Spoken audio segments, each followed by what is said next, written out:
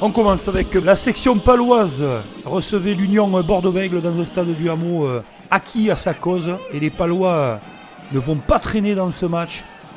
Ils vont faire les choses correctement, attaquer pied au plancher, une chandelle est montée. Le ballon est récupéré par Maddox, qui va débouler le long de l'aile droite pour servir à l'intérieur. La porte qui va marquer le premier essai pour les Palois. Beaucoup de vitesse de la porte à l'intérieur.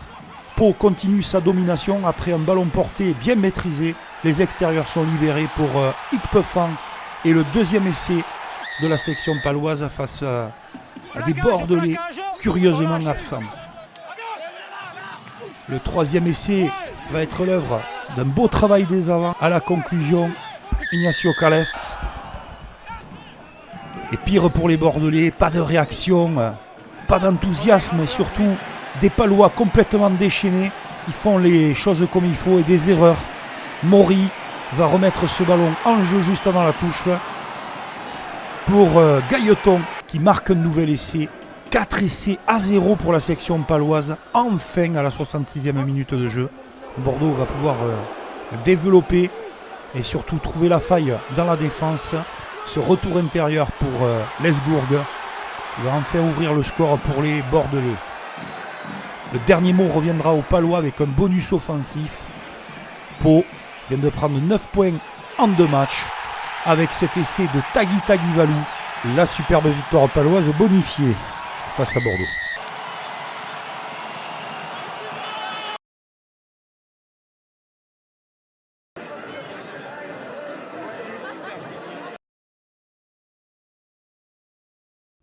SM Clermont-Auvergne face à Bayonne.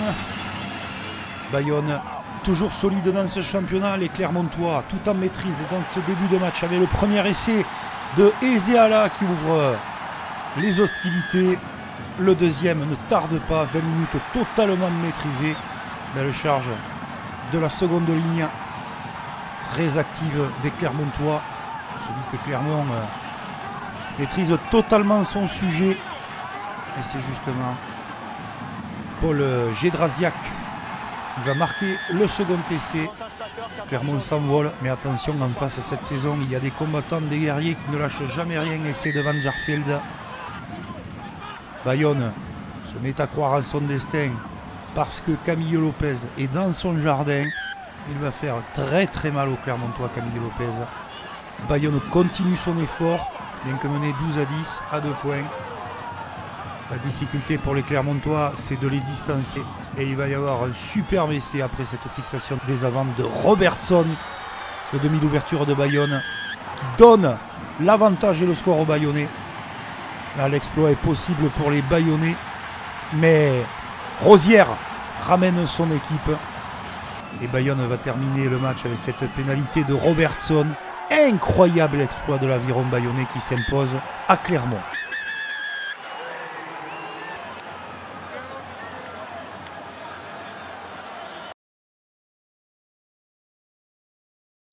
On continue cette 10e journée avec les Catalans qui se déplaçaient au Racing 92.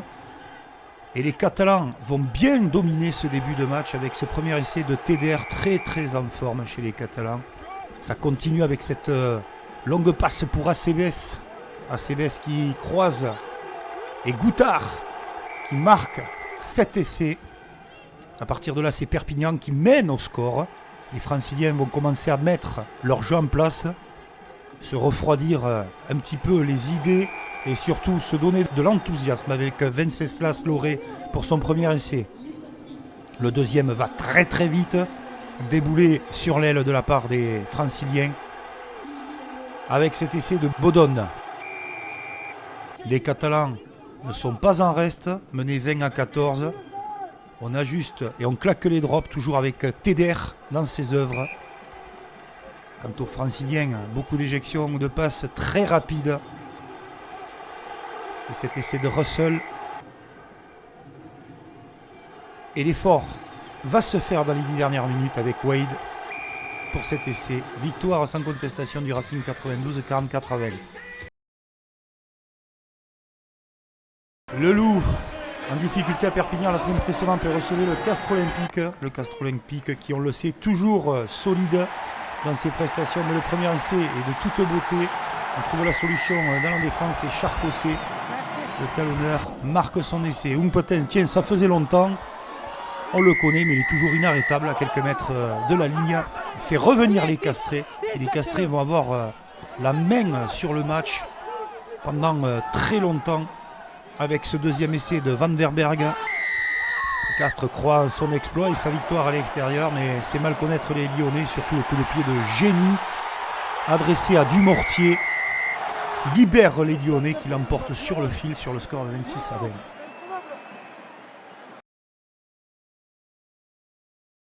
De RCT face à Montpellier, le champion de France qui se déplaçait dans le Var, où en sont les Toulonnais et les Montpelliérains. Match de titan, un match qui ne restera pas dans les annales en termes de jeu, mais ce coup de pied d'occupation qui va mettre le doute dans la tête de Dréan, qui hésite, qui prend sa décision, et c'est pas forcément la bonne parce qu'il est bien chassé par les Montpelliérains. Le ballon va être récupéré par Camara pour ce premier essai pour les Montpelliérains qui perturbent énormément les Toulonnais. À la mi-temps, c'est Montpellier qui vire en tête. L'entrée de Baptiste Serein va changer beaucoup les choses et surtout la dynamique dans ce match. Et c'est pour Timani. Après multiples images et arbitrage vidéo, il faut que quelques centimètres. Il est bien connu que si ça se joue d'un côté, ça va se jouer de l'autre de la même manière. Cet essai pour les Montpelliérains, lui aussi, pour quelques centimètres, va être accordé après arbitrage vidéo. Victoire de Montpellier qui frappe un gros coup avec cet essai de Chauvac. Brive contre La Rochelle. La Rochelle qui devait se rattraper après la défaite à domicile face à la section paloise. Les Rochelais sont à l'initiative. 23 minutes de jeu, 3 partout. Et l'interception de Arnold qui cueille les Rochelais dans leur offensive pour marquer le premier essai entre les poteaux en contre. Ça démarre bien pour les brivistes. La réaction est en seconde période après l'heure de jeu, après les pénalités d'Astoy de retour. C'est la charge dévastatrice de Aouf qui marque entre les poteaux pour La Rochelle. 19-10.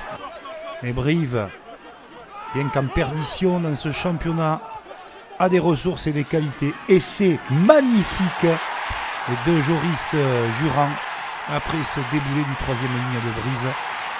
C'est La Rochelle qui va s'imposer. Bonus défensif pour Brive.